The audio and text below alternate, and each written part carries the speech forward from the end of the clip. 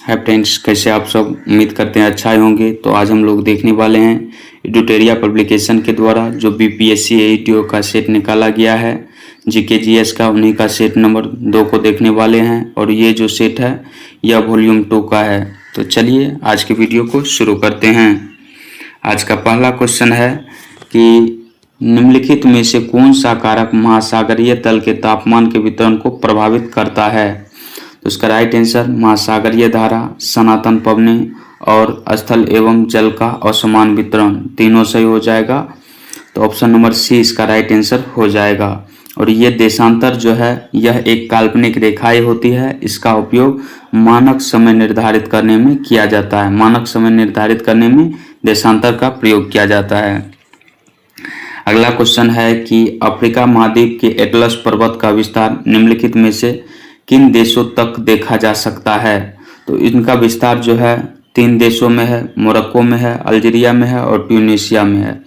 ये जो है एटलस पर्वत, यह श्रृंखला कुल 2500 किलोमीटर तक फैली हुई है इन 3 देशों में। तो ऑप्शन ए सही हो जाएगा।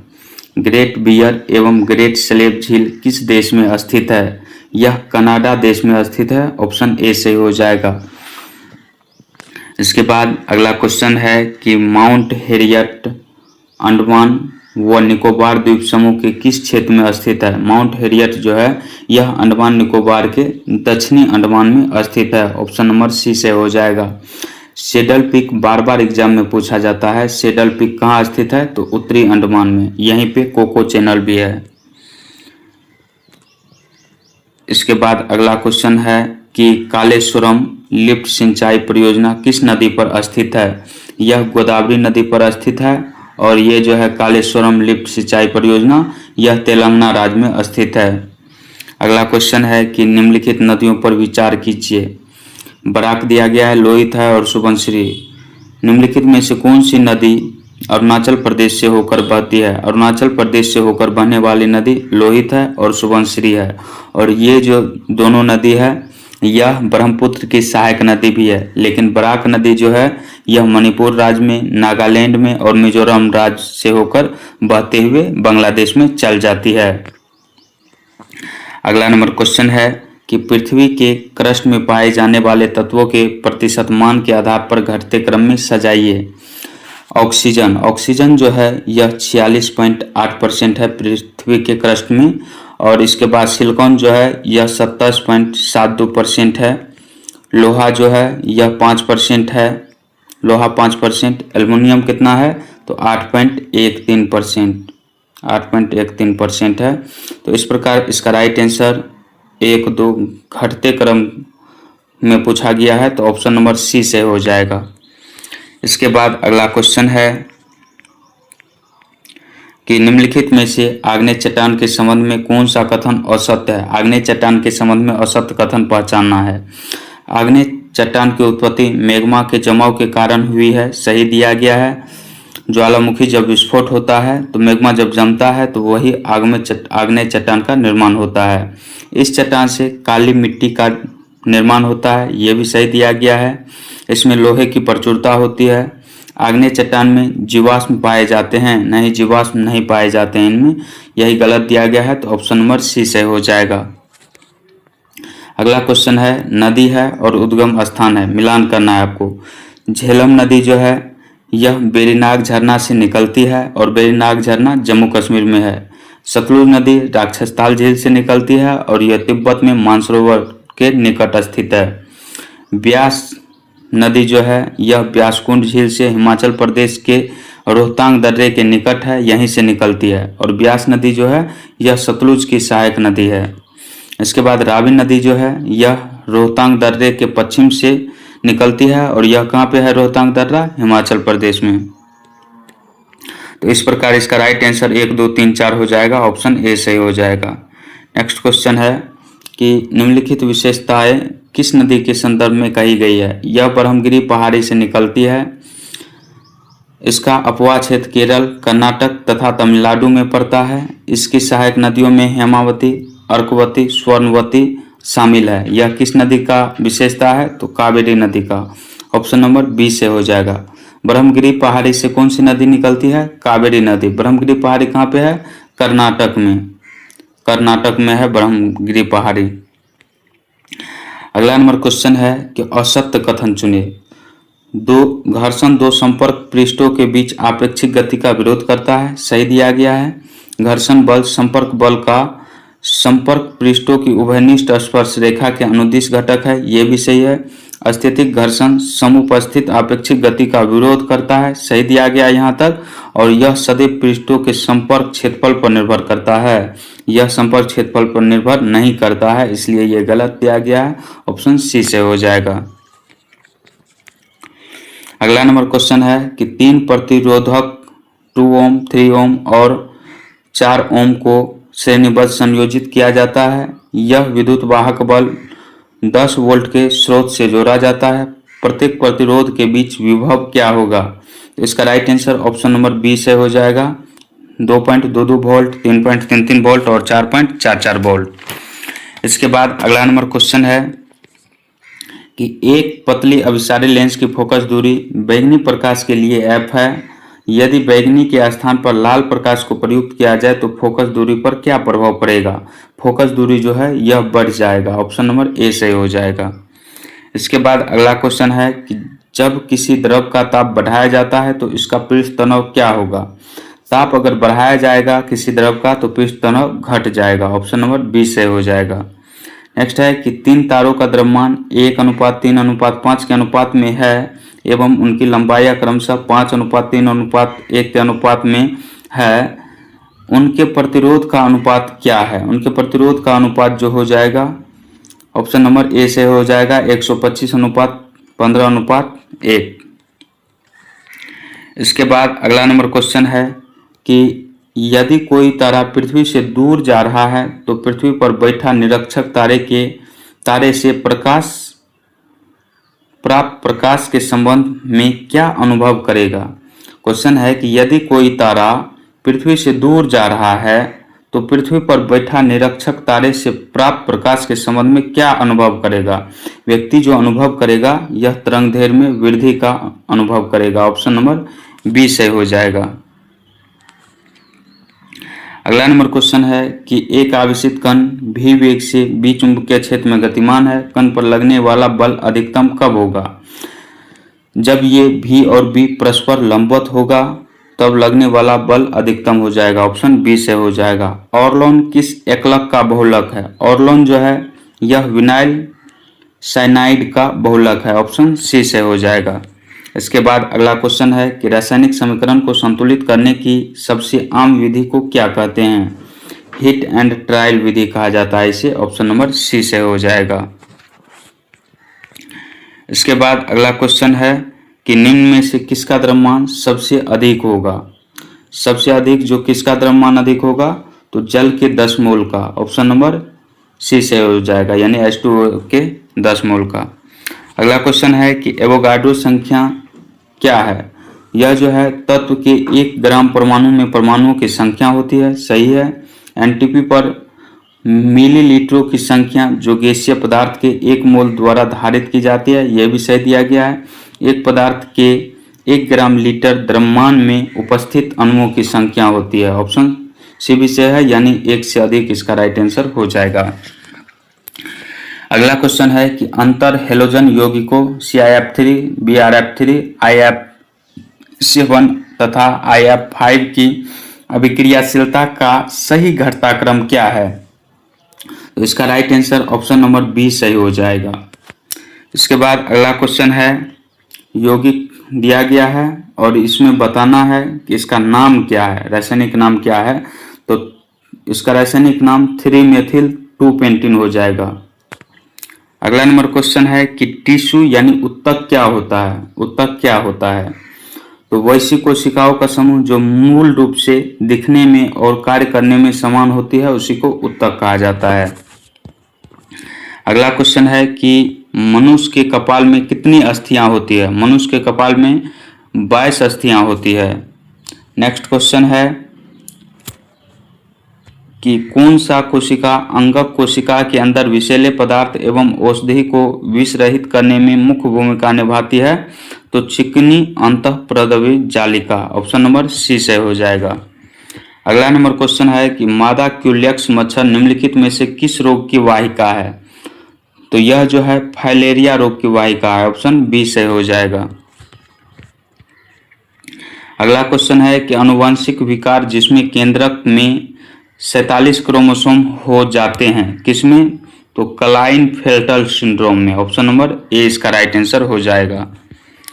अगला क्वेश्चन है कि व्यक्ति जो मदिरा सेवी होते हैं उसका यकृत नष्ट हो जाता है क्योंकि यकृत अधिक वसा को संग्रहित करता है, इसलिए ऑप्शन नंबर बी से हो जाएगा। नेक्स्ट है कि निम्न में से कौन कीटभक्षी पौधा है? ड्रोसेरा और नेफेंथिस ये दोनों कीटभक्षी पौधा है, तो ऑप्शन नंबर सी से हो जाएगा। अगला क्वेश्चन है कि सिकंदर लोदी द्वारा 1495-96 में दरिया खान नोहानी को बिहार का गवर्नर नियुक्त किए जाने का उल्लेख किस स्थान से प्राप्त अभिलेख में मिलता है? तो बिहार शरीफ के प्राप्त अभिलेख से मिलता है, ऑप्शन नंबर बी से हो जाएगा। नेक्स्ट है कि सातवाहन पूर्व बस्तियों का अस्तित्व दक्कन के अनेक स्थलों पर पाए जाने वाले निम्नलिखित में से किस प्रकार के मृदभांड से प्रमाणित होता है? तो इसका राइट आंसर जो है ऑप्शन नंबर बी से हो जाएगा, काले व लाल मृदभांड। इसके बाद अगला क्वेश्चन दिया गया है कि निम्नलिखित में से कौन सा एक बौद्ध मत में निर्वाण की अवधारणा की सर्वश्रेष्ठ व्याख्या करता है? तो तृष्णा रूपी अग्नि का समन, ऑप्शन नंबर ए से हो जाएगा। 1740-48 ईस्वी के मध्य यूरोप में चला ऑस्ट्रियाई उत्तराधिकार का युद्ध किन यूरोपीय शक्तियों के मध्य हुआ था?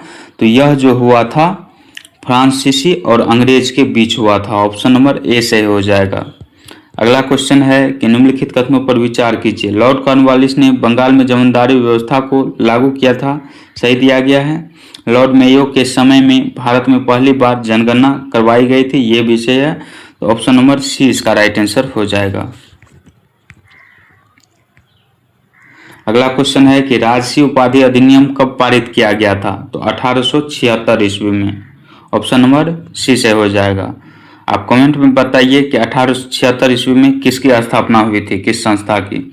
अगला क्वेश्चन है कि विजयनगर साम्राज्य के महानतम शासकों में से एक कृष्णदेव राय के दरबार में अष्टदिग्गज कौन थे?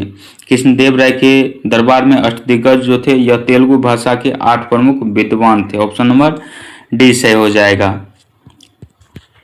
अगला क्वेश्चन है कि मुगल सम्राट द्वारा अंग्रेजी ईस्ट इंडिया कंपनी को दीवानी अधिकारिता किस तिथि से प्रदान की गई थी? तो इसे जो है 12 अगस्त 1765 ईस्वी को प्रदान की गई थी। अगला क्वेश्चन है निम्नलिखित घटनाओं को कालक्रमानुसार सही रूप में व्यवस्थित कीजिए। वास्को डी गामा की दूसरी बार भारत यात्रा, पहली बार 1498 ईस्वी में आया था, दूसरी बार 1502 ईस्वी में, दूसरी बार 2 ईस्वी में यानी 1502 ईस्वी में। अंग्रेज व्यापारी मिल्टन हॉल की भारत यात्रा 1599 ईस्वी में हुई थी। अंग्रेज ईस्ट इंडिया कंपनी की स्थापना 1600 ईस्वी में। फ्रांसीसी ईस्ट इंडिया कंपनी की स्थापना सबसे लास्ट में यानी 1664 में ये हो जाएगा। और डेनिश ईस्ट इंडिया कंपनी की स्थापना 1616 ईस्वी में। आप बताइएगा कि स्वीडिश ईस्ट इंडिया कंपनी की स्थापना कब हुई थी? अगर पता हो तो कमेंट में जरूर लिखिएगा। तो इस प्रकार इसका राइट आंसर जो है 1, 2, 3, 5, 4 हो जाएगा, ऑप्शन नंबर सी से हो जाएगा। अगला क्वेश्चन है कि निम्नलिखित में से कौन सी रचना मध्यकालीन संत तुलसीदास द्वारा नहीं लिखी गई है? तो साहित्य रत्न नहीं लिखी गई है इनके द्वारा, ऑप्शन नंबर बी से हो जाएगा। बाद बाकी गीतावली, विनय पत्रिका, दोहावली, कवितावली भी तुलसीदास जी के द्वारा ही लिखा गया। अगला क्वेश्चन है, एक साइड सूची दिया गया है, यानी एक साइड राजवंश है और दूसरी साइड राजधानी है, तो आपको मिलान करना है। सातवाहन वंश की राजधानी पैठन थी। कदम की राजधानी बनवासी थी। चंदेल की राजधानी महोबा थी और शुंग वंश की राजधानी पाटलिपुत्र थी। इस प्रकार इसका right answer option number B से हो जाएगा। अगला क्वेश्चन है कि शारदा अधिनियम कब आया था? 1929 ईस्वी में। शारदा अधिनियम के अंतर्गत लड़कियों एवं लड़कों के विवाह की न्यूनतम आयु क्रमशः कितनी निर्धारित की गई थी? तो 14 और 18 वर्ष। 14 वर्ष लड़कियों के लिए और लड़का के लिए 18 वर्ष। वर्तमान में क्या है?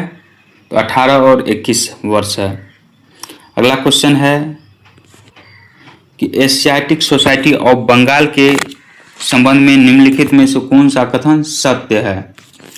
1784 में सर विलियम जोन्स द्वारा स्थापित इस संस्था का मुख्य लक्ष्य भारतीय इतिहास, साहित्य और विज्ञान से संबंधित प्राच्य ज्ञान को प्रोत्साहित करना था। सही दिया गया है। वारेन हेस्टिंग इसके बनने के प्रस्ताव को अस्वीकार कर दिया था। अस्वीकार नहीं बल्कि इससे जो है समर्थन दिया था और प्रोत्साहन भी किया था इसको, तो ये गलत दिया गया है।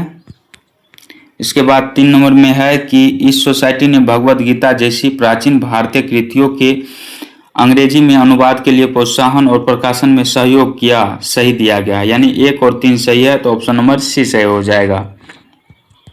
अगला क्वेश्चन है कि निम्नलिखित में से कौन सी पुस्तक से प्रेरणा लेकर गांधी जी ने सर्वोदय जैसी अवधारणा का विकास किया? तो इसका राइट आंसर जो है ऑप्शन नंबर सी से हो जाएगा, अनटू दिस लास्ट। अगला क्वेश्चन है कि प्रथम विश्व युद्ध के बाद ब्रिटेन समेत मित्र राष्ट्रों और ओटोमन साम्राज्य के बीच कौन सी संधि उत्पन्न हुई थी जिसने ओटोमन साम्राज्य के विघटन को औपचारिक रूप दिया था, जिसमें खलीफा के पद को समाप्त किया गया था? तो किसमें? तो सेवर्स की संधि में। ऑप्शन नंबर सी से हो जाएगा। सेवर्स की संधि कब हुई थी? 10 अगस्त 1920 ईस्वी को सेवर्स की संधि हुई थी। अगला क्वेश्चन है कि काकोरी ट्रेन में अभियुक्ति के बचाव हेतु निम्न में से किसकी अध्यक्षता में बचाव समिति का गठन किया गया था? तो गोविंद वल्लभ पंत की समिति, इसकी अध्यक्षता में बचाव समिति का गठन किया गया था। ऑप्शन नंबर डी से हो जाएगा। काकोरी ट्रेन केस कब हुआ था? इसका वर्तमान में नाम काकोरी ट्रेन एक्शन कर दिया गया है।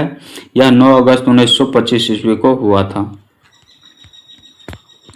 अगला नंबर क्वेश्चन है कि मेगास्थनीज ने अपनी ग्रंथ इंडिका में दक्षिण भारत के किस राजवंश का उल्लेख करते हुए लिखा है कि यह क्षेत्र मोतियों के उत्पादन के लिए विख्यात है और यहाँ का शासन एक महिला शासक द्वारा संचालित होता है? तो इसका right answer option number B से हो जाएगा, पांड्य वंश। नेक्स्ट है कि चीनी यात्री फायान ने अपने यात्रा वृत्तांत में एक अस्पताल का उल्लेख किया। यह स्थित है, यह कहाँ पर स्थित था? पाटलिपुत्र में। ऑप्शन डी से हो जाएगा। अगला क्वेश्चन है कि ऐतिहासिक स्थल और राज्य दिया गया है, मिलान करना है आपको। भीमबेटका कहाँ पे है? तो मध्य प्रदेश में। हम्पी कहाँ है? तो कर्नाटक में। मानस कहाँ है? असम में। शो टेम्पल कहाँ है? तमिलनाडु में। इस प्रकार के क्वेश्चन को जो इजी है, जो आपको आता है, उसी से मिलान कीजिए, आंसर खुद ब खुद लगभग मिल जाता है। तो ऑप्शन नंबर इसका हो जाएगा 2, 3, 4, 1। तो ऑप्शन नंबर बी इसका राइट आंसर हो जाएगा। नेक्स्ट संगठन दिया गया है और संस्थापक दिया गया है। लेड हंटर्स सोसाइटी की स्थापना द्वारकानाथ टैगोर ने किया था। इसके बाद ब्रिटिश इंडिया सोसाइटी की स्थापना किसने किया था? तो विलियम एडम्स ने। इंडियन सोसाइटी की स्थापना आनंद मोहन बोस ने किया था और इंडियन एसोसिएशन की स्थापना SN बनर्जी ने किया था। तो इस प्रकार इसका राइट आंसर 4, 3, 2, 1 हो जाएगा। 4, 3, 2, 1 ऑप्शन ए से हो जाएगा। नेक्स्ट है कि निम्नलिखित में से कौन से भारतीय संविधान के मूल संरचना के भाग है? संसदीय प्रणाली, कल्याणकारी राज, न्याय तक प्रभावी पहुंच, संविधान का धर्मनिरपेक्ष चरित्र, ये सभी भारतीय संविधान की मूल संरचना है। तो ऑप्शन नंबर डी इसका राइट आंसर हो जाएगा। अगला क्वेश्चन है कि भारत के प्रधानमंत्री के संदर्भ में निम्नलिखित कथनों पर विचार कीजिए। दिया गया है कि किसी विधेयक के अधिनियम बनने से पहले प्रधानमंत्री को उस पर हस्ताक्षर करने होते हैं। प्रधानमंत्री नहीं बल्कि राष्ट्रपति को उन पर हस्ताक्षर करने होते हैं। प्रधानमंत्री अपने मंत्रियों का चयन केवल संसद के किसी सदन से ही कर सकते हैं। केवल संसद के किसी सदन से नहीं बल्कि किसी आम आदमी को भी वह मंत्री बना सकते हैं, लेकिन 6 महीना के अंदर उसे या तो राज्यसभा या लोकसभा की सदस्यता लेनी होगी। तो यानी दोनों इनमें गलत दिया गया है। तो ऑप्शन नंबर डी इसका राइट आंसर हो जाएगा। कौन सा सही नहीं है? तो सी सही हो जाएगा। यहाँ पे नहीं के कारण मिस्टेक है। अगला क्वेश्चन है कि यदि किसी राज्य विधानसभाओं के निर्वाचन में विजयी घोषित होने वाला प्रत्याशी अपनी जमानत राशि को खो देता है तो इसका अर्थ क्या होता है कि वह जो है निर्वाचन लड़ने वाले प्रत्याशियों की संख्या बहुत अधिक थी। ऑप्शन नंबर सी इसका राइट आंसर हो जाएगा। इसके बाद अगला नंबर क्वेश्चन है कि लोकसभा में लेखानुदान सरकार द्वारा किस उद्देश्य से प्रस्तुत किया जाता है, तो इसका राइट आंसर ऑप्शन डी से हो जाएगा। निश्चित अवधि के लिए संचित निधि से धन निकालने के लिए। अगला क्वेश्चन है कि पंचायत अनुसूचित क्षेत्रों का विस्तार अधिनियम 1996 के तहत ग्राम सभाओं को निम्नलिखित में से कौन सी शक्तियां और कार्य प्रदान किए गए हैं, तो इनको जो है ग्रामीण बाजारों का प्रबंधन किया गया है, शराब के उत्पादन, आसवन और निषेध को नियंत्रित करने का अधिकार भी दिया गया है, स्थानीय विवादों का समाधान करने का अधिकार, ये सब दिया गया है। तो ऑप्शन नंबर 20 का राइट आंसर हो जाएगा 1, 2 और 3। अगला है कि निम्नलिखित में से सर्वोच्च न्यायालय के परामर्शदात्री क्षेत्राधिकार के संदर्भ में कौन सा विकल्प सत्य है, तो यह जो है भारत का राष्ट्रपति लोकहित या संविधान की व्याख्या से संबंधित किसी विषय को सर्वोच्च न्यायालय के पास परामर्श के लिए भेज सकता है, यही कथन सही दिया गया है। ऑप्शन ए सही हो जाएगा। अगला है कि निम्नलिखित में से अंतर्राज्यीय परिषद का अध्यक्ष कौन है। अंतर्राज्यीय परिषद का अध्यक्ष जो है यह प्रधानमंत्री होता है और अंतर्राज्यीय परिषद का गठन कब किया गया था, तो 1990 ईस्वी में। अगला क्वेश्चन है किस अधिनियम के तहत पहली बार किसी भारतीय को वायसराय और गवर्नर की कार्य परिषद के साथ एसोसिएशन बनाने का प्रावधान किया गया है, तो 1909 का भारत परिषद अधिनियम के द्वारा। ऑप्शन नंबर ए से हो जाएगा। संसद के दोनों सदनों की संयुक्त बैठक का प्रावधान किस देश के संविधान से लिया गया है, तो ऑस्ट्रेलिया के संविधान से। और ऑस्ट्रेलिया के संविधान से समवर्ती सूची, व्यापार, वाणिज्य एवं समागम की स्वतंत्रता भी यहीं से लिया गया है। कहां से? ऑस्ट्रेलिया के संविधान से।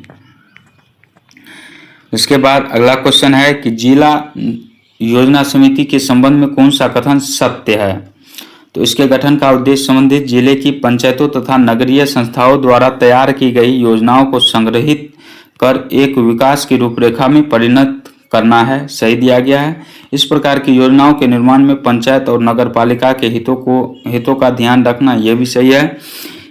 इस समिति के अध्यक्ष का कार्य जिले से संबंधित योजनाओं को राज्य सरकार तक पहुंचाना है, यह भी सही है। तो ऑप्शन नंबर डी सही हो जाएगा। अगला क्वेश्चन दिया गया है कि तरलता की दृष्टि से मुद्रा का क्रम है। तरलता की दृष्टि से मुद्रा क्रम पहले M1 M2 से अधिक होता है, उसके बाद M2 सीरीज में ही M1 M2 M3 M4 होता है। सबसे बड़ा M1, सबसे छोटा तरलता की दृष्टि से M4 होता है। अगला नंबर क्वेश्चन है कि फिलिप्स वक्र किसके मध्य संबंध दर्शाती है, तो फिलिप्स वक्र जो है यह मुद्रास्फीति दर एवं बेरोजगारी दर को दर्शाती है। ऑप्शन सी से हो जाएगा। अगला क्वेश्चन है कि बजट पारित होने की प्रक्रिया के चरणों का सही क्रम क्या है, तो इसका राइट आंसर ऑप्शन नंबर ये सी से है, ये हो जाएगा। तीनों से है। बजट की प्रस्तुति, आम चर्चा, अनुदान मांगों पर मतदान। अगला क्वेश्चन है कि जनगणना 2011 के अनुसार बिहार में बाल लिंगानुपात था, कितना था, तो 935। ऑप्शन ए से हो जाएगा। आर्थिक नियोजन किस सूची का विषय है? आर्थिक नियोजन जो है यह समवर्ती सूची का विषय है और समवर्ती सूची के अंतर्गत शिक्षा, वन इत्यादि आते हैं। अगला क्वेश्चन है कि अवस्थिति। अवस्थिति के बारे में आपको बताना है कि जब अर्थव्यवस्था में वस्तुओं तथा सेवाओं की आपूर्ति अपेक्षा उनकी मांग कम हो जाती है तो इस स्थिति को अवस्थिति कहा जाता है। ऑप्शन नंबर ए से हो जाएगा। इसके बाद अगला क्वेश्चन है कि 12वीं पंचवर्षीय योजना का मुख्य उद्देश्य क्या था? 12वीं पंचवर्षीय योजना का मुख्य उद्देश्य तेज, अधिक समावेशी और सतत विकास था। ऑप्शन नंबर बी से हो जाएगा। 12वीं पंचवर्षीय योजना की अवधि 2012 से 2017 तक था। अगला क्वेश्चन है कि लकड़ावाला समिति किससे संबंधित है? लकड़ावाला समिति का संबंध गरीबी रेखा के आकलन से है और यह समिति जो आया था 1993 ईस्वी में आया था। बिहार के किन जिलों की सीमा नेपाल से लगती है? तो बिहार के पूर्वी चंपारण, सीतामढ़ी, मधुबनी, सुपौल, इन सभी जिलों की सीमा नेपाल से लगती है। बिहार के कुल कितने जिलों की सीमा नेपाल से लगती है? यह आप कमेंट में जरूर बताइए। अगला नंबर क्वेश्चन है कि 1912 में बिहार के अलग राज्य बनने के बाद इसके पहले भारतीय गवर्नर कौन थे? इसके पहले भारतीय गवर्नर कौन थे? तो सर सत्येंद्र प्रसाद सिन्हा थे। और जयराम दास दौलत राम जो है यह आज़ादी के बाद प्रथम राज्यपाल थे। यानी पूछे बिहार के प्रथम राज्यपाल कौन थे? तो जयराम दास दौलत राम। अगला क्वेश्चन है कि प्राचीन भारत में सीखने का एक प्रसिद्ध केंद्र विक्रमशिला विश्वविद्यालय पाल वंश के किस शासक द्वारा स्थापित किया गया था? तो पाल वंश के शासक धर्मपाल के द्वारा। ऑप्शन बी से हो जाएगा। संथाल विद्रोह ने बिहार और झारखंड के कुछ हिस्सों को प्रभावित किया। इनके नेता कौन थे? तो इनके नेता जो थे सिद्धू कान्हू, इसके बाद चांद और भैरव, ये चारों थे। ऑप्शन नंबर ए से हो जाएगा, 2 ही दिया गया है। अगला क्वेश्चन है कि बिहार किसान सभा के नेताओं के बारे में निम्नलिखित कथनों पर विचार करें। यदुनंद शर्मा बिहार किसान सभा के एक प्रमुख नेता थे, सही दिया गया है। यमुना काजी का किसान आंदोलन से कोई संबंध नहीं था। यमुना काजी का किसान आंदोलन से संबंध था और यह जो था दरभंगा और सारण के क्षेत्र से किसान नेता थे। कौन? यमुना काजी। यह गलत दिया गया है। राहुल सांस्कृत्यायन ने किसान और सामाजिक चेतना के प्रसार में योगदान दिया, सही है। कालियानंद शर्मा बिहार किसान सभा से जुड़े थे, यह भी सही है। तो गलत कौन है? तो केवल 2 इसका राइट आंसर हो जाएगा। अगला नंबर क्वेश्चन है कि निम्नलिखित में से किसने बिहार सोशलिस्ट पार्टी के सचिव के रूप में कार्य किया? बिहार सोशलिस्ट पार्टी के सचिव के रूप में किसने कार्य किया? तो जयप्रकाश नारायण ने। ऑप्शन नंबर सी से हो जाएगा। बिहार के दक्षिणी पठारी क्षेत्र में मुख्य रूप से किस प्रकार की मिट्टी पाई जाती है? तो मुख्य रूप से लाल और पीली मिट्टी पाई जाती है। अगला क्वेश्चन है कि अनुपम झील के बारे में निम्नलिखित कथनों पर विचार करें। अनुपम झील जो है यह बिहार के कैमूर पठार क्षेत्र में स्थित है, सही दिया गया है। ऐसे रहता है कि अनुपम झील कहाँ पे स्थित है? तो कैमूर में स्थित है। यह सोन नदी के बाढ़ के मैदान से जुड़ी हुई है? नहीं। यह एक महत्वपूर्ण इको टूरिज्म स्थल है, यह भी सही है। यानी 1 और 3 सही है। तो इसका राइट आंसर जो है ऑप्शन नंबर ए सही हो जाएगा। अगला क्वेश्चन है कि बिहार में अबरख के बारे में निम्नलिखित कथनों पर विचार करें। अबरख के प्रमुख भंडार नवादा जिले में पाए जाते हैं, सही है। नवादा कैमूर में भी पाए जाते हैं। कैमूर में पराइट सबसे ज्यादा पाया जाता है, कैमूर रोहतास। अगला है अबरख मुख्य रूप से उत्तरी बिहार के मैदानों में पाया जाता है। उत्तरी नहीं बल्कि दक्षिणी बिहार के मैदानों में पाया जाता है, ये गलत है। बिहार के अबरख पेटी झारखंड तक फैली हुई है, सही दिया गया है। तो इस प्रकार इसका राइट आंसर जो है 1 और 3 दोनों सही हो जाएगा। अगला क्वेश्चन है बिहार में शुष्क पर्णपाती वनों के बारे में निम्नलिखित में से कौन सा कथन सही नहीं है? तो वे दक्षिण बिहार के पठार क्षेत्र में पाए जाते हैं, सही नहीं है, ये पूछा गया है आपको। तो ये सही दिया गया है। वे मुख्य रूप से उत्तरी बिहार के बाढ़ के मैदान में पाए जाते हैं। उत्तरी नहीं बल्कि यहाँ पे दक्षिणी हो जाएगा। तो यही गलत दिया गया है। तो ऑप्शन नंबर बी इसका राइट आंसर हो जाएगा। अगला क्वेश्चन है कि निम्नलिखित घटनाओं को कालानुक्रमिक क्रम में व्यवस्थित करें। बिहार विधान परिषद की पहली बैठक जो हुई थी यह 20 जनवरी 1913 ईस्वी को हुई थी। बंगाल से बिहार का अलग होना कब? 22 मार्च 1912 ईस्वी को। 22 मार्च 1912 ईस्वी को। और भारत सरकार अधिनियम 1919 ईस्वी में आया था। तो पहले 2, उसके बाद पहले कौन हो जाएगा? 2, 1, 3। तो ऑप्शन नंबर ए से हो जाएगा। अगला क्वेश्चन है कि बिहार के किस जिले का जनसंख्या घनत्व सबसे कम है? बिहार के कैमूर जिले का जनसंख्या घनत्व सबसे कम है, 488 व्यक्ति प्रति किलोमीटर स्क्वायर में रहता है। शिवहर में सबसे अधिक है, 1880 व्यक्ति प्रति किलोमीटर स्क्वायर में। इसके बाद अगला क्वेश्चन है कि भारत में स्टारलिंक सेवा शुरू करने के लिए स्पेस एक्स ने निम्न में से किस भारतीय टेलीकॉम कंपनी के साथ मुख्य रूप से समझौता किया है? किसके साथ? तो एयरटेल के साथ। ऑप्शन बी से हो जाएगा। हाल ही में नामीबिया की पहली महिला राष्ट्रपति कौन बनी है? तो नेटुम्बो नंदी नतेतवा। ऑप्शन नंबर सी से हो जाएगा। कश्मीरी पंडितों द्वारा मनाया जाने वाला हेरात फेस्टिवल किस हिंदू त्योहार से जुड़ा हुआ है? तो यह महाशिवरात्रि से जुड़ा हुआ है, ऑप्शन सी से हो जाएगा। अगला है कि हाल ही में प्रसिद्ध ओडिशा कवि रमाकांत रथ का 90 वर्ष की अवस्था में निधन हो गया। इनको इनकी कीर्ति श्री राधा के लिए किस वर्ष सरस्वती सम्मान दिया गया? तो 1992 ईस्वी में, ऑप्शन नंबर बी से हो जाएगा। अगला क्वेश्चन है 7 जनवरी 2025 को निम्न में से किस देश के राष्ट्रपति ने बढ़ती अशांति और सैन्य संघर्ष के बीच 7 प्रांतों तथा 3 नगर पालिकाओं में 60 दिन के लिए आपातकाल की घोषणा की है? तो इक्वाडोर में, ऑप्शन नंबर डी इसका राइट आंसर हो जाएगा। अगला है कि प्रथम प्रौद्योगिकी संवाद 2025 निम्न में से किस शहर में आयोजित किया गया? तो यह बेंगलुरु शहर में आयोजित किया गया, ऑप्शन बी से हो जाएगा। अप्रैल 2025 में दिल्ली यूनिवर्सिटी ने किस समुदाय के छात्रों को प्रशिक्षित करने के लिए जय हिंद योजना शुरू किया है? जय हिंद योजना अनुसूचित जनजाति के लिए शुरू किया गया है। अगला क्वेश्चन है कि वित्त वर्ष 2025-26 में सर्वाधिक तेजी से बढ़ने वाला क्षेत्र निम्न में से कौन सी है? तो इसका राइट आंसर जो है ऑप्शन नंबर डी से हो जाएगा, सेवा क्षेत्र है। बजट 2025-26 के अनुसार सरकार द्वारा निम्न में से किस मद में सबसे अधिक खर्च किया गया है? तो सबसे ज्यादा जो है राज्यों के करों और शुल्कों में हिस्सा, ऑप्शन नंबर सी से हो जाएगा।